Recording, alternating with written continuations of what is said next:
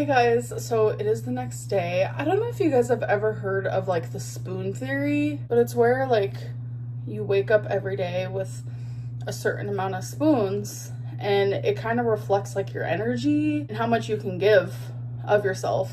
There is a lot more that goes into it, but how I feel lately is like normally I wake up with 10 spoons and I'm able to give 5 of those to my fur babies, 2 of those to myself, and like 2 of those to YouTube. It all is just like given in different areas. But I would say in the last like few days, maybe 4 or 5, I'm only waking up with 5 spoons. Okay, I'm feeling a little bit sassy here.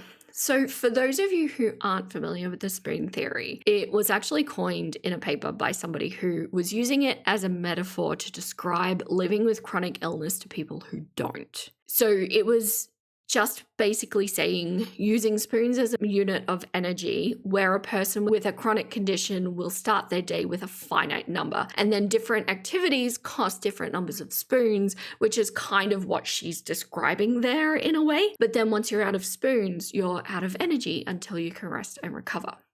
It's not supposed to be used as an excuse to say, oh, well, I can't challenge myself to do these things because I don't have enough spoons. It can be used for people who have a chronic condition to kind of understand their limitations and work within them or to the maximum that they can. But my concern, whenever I hear people like amberlynn discussing the spoon theory, it always seems to come across as a bit of an excuse to not challenge yourself, as an excuse to not do your best in life and still do what needs to be done, but rather to conserve all the spoons that you possibly can. And when you have lived with a chronic illness, you know that completely resting and preserving all of your spoons on day 1 does not necessarily increase the amount of spoons you're going to have on day 2.